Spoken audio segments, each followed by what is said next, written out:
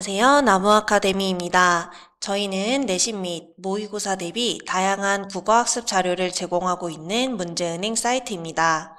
오늘은 중3 1학기 국어 천재노 1단원의 두 번째 작품인 박시전을 함께 살펴보도록 하겠습니다. 어느 날 박처사가 이상공의 집에 찾아가 이시백과 자신의 딸을 혼인시키고자 청하고 박처사의 신비한 재주를 보고 감탄한 이상공은 둘의 혼인을 허락하게 됩니다.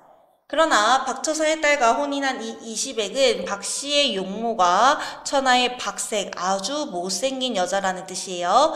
박색임을 알고 박씨를 대면조차 하지 않습니다. 자, 이런 이시백은 외모를 중시하는 인물이네요. 그쵸? 능력이 아무리 있어도 얼굴이 제일 우선이야 라고 하는 인물인가 봐요. 자, 박씨는 이상공에게 청하여 뒤뜰에 피아당이라는 조그마한 집을 짓고 여종 개화와 함께 조용히 지냈다고 합니다. 시절이 태평하고 농사는 풍년하여 백성들의 삶이 더욱 편안해졌습니다. 이때 나라에서는 인재를 구하고자 과거를 열었는데 이런 이시백 역시 과거를 치르기로 했습니다. 시백이 과거를 보기로 한 날 밤, 박씨는 꿈을 꾸었는데요. 연적이 청룡으로 변하여 여의주를 얻은 뒤 구름을 타고 백옥경으로 올라가는 꿈을 꾸게 됩니다. 이 꿈은 바로 장원급제, 이시백의 장원급제, 시험 결과가 좋을 것이다 라는 것을 암시하는 거죠. 자, 잠에서 깨어난 박씨는 더 이상 잠을 이루지 못하고 이런저런 생각에 잠겨 있었는데요. 꽃 아래에 연적이 놓여 있었는데 꿈속에서 본 연적이라고 합니다. 자, 꿈속에 봤던 이 연적이 실제 또 있어요, 여러분. 현실적인가요? 아니죠. 우리 이런 것을 비현실적 요소라고 하고요. 다른 말로 전기적 요소라고도 합니다. 이는 고전소설의 특징입니다. 여러분 꼭 알아주시기 바랍니다. 자, 아무튼 이런 연적을 보고 반가워진 이제 박씨는 자기 남편을 부르지만요. 가부장적 태도를 가지고 있었던 이시백은 장부의 과거기를 지책해야 한단 말이냐 라고 하면서 뭐라고 하네요. 요망한 계집이 장부의 과거기를 발리다니 이런 당돌한 일이 어디 있겠는가. 자, 여러분 요즘에는 남자친구가 이렇게 했다간 큰일 나죠. 그쵸? 인기가 없어집니다. 자, 과거에 가부장적인 태도를 가지는 것이 거의 대중적이었던 그때 당시 분위기가 나타나네요. 그쵸? 남성의 권위가 여성보다 우위에 있고 여성이 억압되어 있는 부분이 이런 인물의 대사를 통해서 우리가 짐작해 볼 수 있어요. 자, 그러면서 개화를 잡아서 매 30대를 때려 물리쳤다. 개화가 돌아와 매 맞은 이야기를 하자 박씨가 하늘을 우러르며 눈물을 흘렸다. 자, 박씨가 개화를 시켜서 남편을 잡았는데 이 남편은 화가 나서 개화한테 매질을 한 거죠. 착한 박씨는 나로 인해 죄 없는 네가 매를 맞았구나 하면서 슬퍼하게 되는 것입니다. 자, 슬프게 탄식하지만 아까 봤었던 그 연적을 시백에게 전합니다. 자, 시백은 이 연적을 들고 났더니 이게 생각보다 귀한 물건 같아서 날 도와주려고 한 거구나 라고 생각을 하게 되고 자신의 일을 뉘우치며 매맞은 개화를 위로하고 박씨에게 말을 전했습니다. 자, 이미 지난 일은 어쩔 수 없으니 부인의 넓은 아량으로 다 용서해주세요. 태평한 시절을 만나 평생 함께 하시기를 바랍니다. 하고 과거장으로 갑니다. 자, 이후 이시백은 장원급제하여 금이 환영하게 됐고요. 자, 춘삼월 호시절 장원급제한 이시백은 이제 돌아옵니다. 돌아오고 집에 돌아와서는 잔치를 크게 베풀겠죠. 상공이 시백과 함께 내당으로 들어가 촛불을 밝히고 낮을 이어 즐기려 했지만 얼굴에 나타난 서운한 빛을 감출 수는 없었다. 얼굴 못난 며느리, 여기서 말하는 얼굴 못난 며느리가 우리 박씨 부인 말하는 거죠. 자, 부인이 손님 보기를 부끄러워하여 피화당에서 나오지 않았기 때문이다. 자, 시아버지인 이 상공이 서운해하는 모습을 본 부인, 이시백의 어머니겠죠. 이 경사는 평생에 두 번 보지 못할 경사입니다. 박씨가 이 자리에 없어서 그런 것입니까? 참으로 우습습니다. 라고 해요. 자, 시아버지인 상공은 오히려 박씨 부인의 능력을 높이 평가하고 그녀가 이제 이런 파티 분위기에 참석하지 않자 아쉬워했지만 아내인 상공의 어머니인 이 부인은 오히려 추하다고 하면서 박씨를 무시하는 태도를 보이고 있어요. 그쵸? 이런 말을 들은 상공은 자신의 부인에게 뭐라고 하는 거죠. 그쵸? 생김새만 보고 박씨 부인이 품은 재주는 생각하지 않으니 아우 답답해 죽겠다라고 합니다. 자, 그러면 이 대사에서 알 수 있는 상공이라는 인물, 외면보다 내면을 중시한다라는 것을 알 수 있겠죠. 인품을 중요시하는 거고요. 자, 어느 날 박씨가 상공에게 말합니다. 친가, 아버지의 소식을 알지 못하고 있습니다. 오랜만에 아버지 좀 뵙고 오겠습니다. 라고 했지만 상공은 걱정하고 하지만 며느리는 할 수 있습니다. 라고 허락을 받죠. 저 혼자 며칠 내로 다녀올 것이니 라고 이야기를 합니다. 자, 그런데요 여러분, 이 상공은요 금강산까지 수백 리 험한 길이라고 했어요. 이 수백 리를 여자 몸으로 며칠 내로 다녀온다라고 말을 하는 겁니다. 박씨의 비범한 능력을 암시하는 부분이에요. 다음 날 날이 밝자마자 박씨는 집을 나섰다. 피화당 뜰에 나와 두어 걸음 걷는가 싶더니 어느새 몸을 날려 구름을 타고 자취를 감추었습니다. 구름을 타고 날아갔다는 것에서 그녀의 비현실적인 능력을 알 수 있고요. 전기적 요소가 다시 한번 나타난다는 것을 확인할 수 있는데 이것이 고전소설의 특징이라는 거 아까 말씀드렸죠. 박씨는 금강산에서 며칠을 머문 뒤 다시 구름을 타고 잠깐만에 피화당으로 돌아왔다. 그 길로 상공을 뵙고 무난 인사를 드리니 상공은 어떻게 며칠 만에 다녀왔지? 라고 하면서 놀라움과 기쁨을 감추지 못했습니다. 하면서 감탄하죠. 자, 그 다음은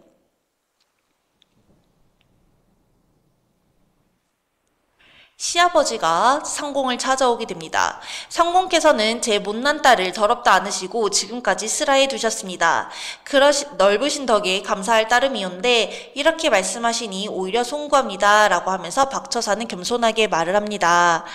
자, 예사롭지 않은 며느리가 늘 외롭고 힘들게 지내기에 드리는 말씀입니다. 사람의 팔자와 기룡화복은 다 하늘에 달린 것입니다. 라고 하면서 두 인물이 대화를 하고 있고요. 박처사가 후원으로 들어가 자신의 딸인 박씨 부인에게 말을 합니다. 너의 애군이 다 끝났으니 누추한 허물을 벗어라. 애군 때문에 박씨 부인이 그동안 추한 외모로 살았었구나를 짐작할 수 있는 대사가 되겠네요. 자, 이것을 벗으면요, 이제 아름다운 모습으로 변해서 살 수 있나 봐요. 자, 그리고 나서 상공에게 이별을 고하고요. 박처사는 둔갑술을 부려 허물을 벗게 됩니다. 자, 그러면서 이 몸종이었던 개화가 들어가니 이제 허물을 벗은 박씨 부인이 있을 거 아니에요? 절세가인, 세상에 견줄 만한 사람이 없을 정도로 가장 너무 아름다운 미인이 방 안에 들어앉아 있었다고 합니다. 이게 박씨 부인의 진짜 모습이었던 거죠. 자, 이시백은 그동안 박씨를 외면하고 박대했던 것을 뉘우치고 부부간의 정은 날로 깊어졌습니다. 사이가 좋아졌나 봐요. 자, 그러던 중 병자호란이 발생합니다. 청나라는요, 조선을 침범하게 되는 거죠. 임경업을 피해 동쪽으로 쳐들어온 청나라의 용골대 형제에게 조선은 속수무책으로 당하고 임금은 남한산성으로 피신했으나 결국 항복합니다. 박씨는 자신을 처치하려고 들어온 용골대의 목숨을 빼앗아요. 자, 여러분, 근데 병자호란에서는 우리나라가 어떤 치욕을 겪었죠? 네, 맞습니다. 저희가 결국 머리를 조아리는 그런 비굴한 되게 굴욕적인 상황이 있었어요. 이게 우리 민중들은 마음속에 계속 쌓여 있었던 겁니다. 이거를 문학작품에서라도 해소를 하기 위해서 박씨가 용울대를 이제 물리치는 모습, 이런 장면을 넣은 거예요. 왜 이렇게 역사적 사실과 다른 내용을 넣었는지를 꼭 확인해 두시기 바랍니다. 그리고 남성이 아닌 여성인 박씨가 이렇게 청나라를 해치는 모습에서 남성 중심의 사회를 비판하고 여자도 뛰어난 능력을 발휘할 수 있는 것을 보여주고 있는 거예요.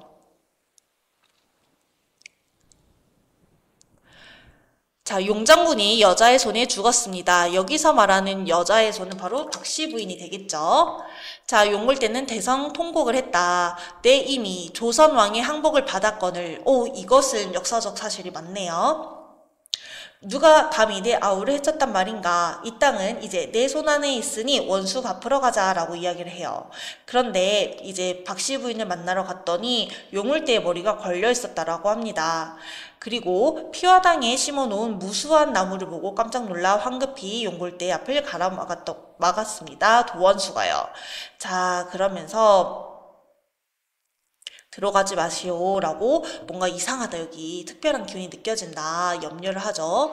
자, 용골대는요 들어가지 말라고 하니까 땅을 두드리면서 탄식합니다. 그래서 복수를 어떻게 하지 이야기를 해요. 그러던 와중에 갑자기 오색 구름이 자욱한 가운데 나무들이 무수한 군사로 변하더니 자, 비현실적 요소가 또 들리네요. 북소리, 고함소리가 천지를 진동하고요. 수많은 용과 호랑이는 서로 머리를 맞대고 바람과 구름을 크게 일으키며 오랑캐 군사들을 겹겹이 에워쌌습니다. 비현실적 요소죠. 그쵸?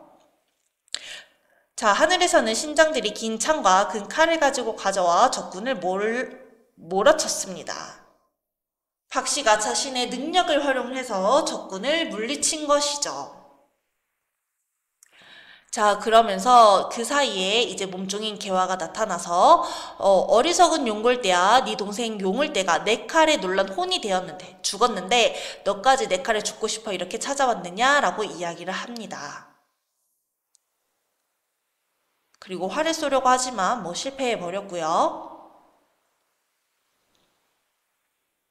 절정 부분에서는 이제 박씨 부인이 옥으로 된 발을 걷고 나와 옥화선을 주고 불을 향해 붙이자 자, 이 불기운이 오랑캐 진영도 덮쳐버렸고요. 그 다음에 오랑캐 장졸들이 무수히 짓밟혀 죽었습니다. 자, 이 부분에서 박씨의 영웅적 면모를 확인해 볼 수 있네요. 그쵸? 이 영웅적 면모라는 것은 남들과는 다른 비범한 능력을 가지고 있어야 돼요. 그 다음에 뭐 인품도 좋아야 하고요. 자, 그런데 이런 영웅들은 보통 남성으로 설정되어 있는데 이 소설은 여성으로 설정되어 있다라고 말씀을 드렸어요. 당대 여성들이 이런 부분을 읽고 어떠한 감정을 느낄까요? 바로 뭐 통쾌함, 답답함, 해소 이런 감정을 느꼈겠죠. 맨날 남성 위주의 사회에서 남성에게 억눌려 지내다가 여성 주인공이 적을 물리치고 뭔가 성과를 내는 모습에서 대리로 희열을 느꼈을 것입니다. 자, 용골대가 갑옷을 벗고 창칼을 버리니 무릎을 꿇고 애걸합니다. 이런 장면은 없었어요. 그쵸? 역사적 사실과 다른 허구적 내용인데요. 여러분, 왜 이런 내용을 넣었는지 아까 말씀드렸죠. 병자호란의 치욕을 문학적으로나마 보상받으려는 의도가 드러나는 겁니다. 자, 너무나 중요한 내용이에요. 그리고 이 소설은 임경업이라는 실존 인물도 넣어서 작품의 사실성을 높이려고 했습니다. 그리고 자, 결말 부분으로 넘어가겠습니다. 자, 임금은 동쪽을 지켜 적의 침입에 대비하라는 박씨의 말을 듣지 않은 것을 크게 뉘우치며 병자호란에서 패배한 원인이 뭐 나라, 조정에 있음을 암시하는 거죠. 그녀에게 정열 부인의 칭호를 내린다. 박씨의 덕행은 온 나라에 울려 퍼지고 박씨는 이시백과 함께 행복한 여생을 누린다. 행복한 결말입니다. 고전소설의 특징입니다. 4번 문제를 함께 풀어보도록 하겠습니다. 박씨를 주인공으로 설정한 이유로 가장 적절한 것은 학생 여러분들은 영상을 잠시 멈추시고 문제를 풀어보세요.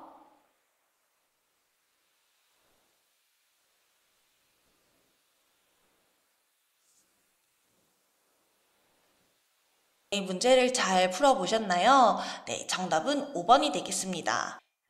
박씨라는 여성을 주인공으로 내세운 이유. 자, 일단 박씨 부인은 여성이고요. 뛰어난 능력을 가진 인물이에요. 그리고 업적을 세워서 이를 인정받는 인물인 거죠. 여성인 박씨를 주인공으로 여성들도 남성들에 못지않게 뛰어난 능력을 발휘할 수 있다는 것을 보여주고자 한 것입니다.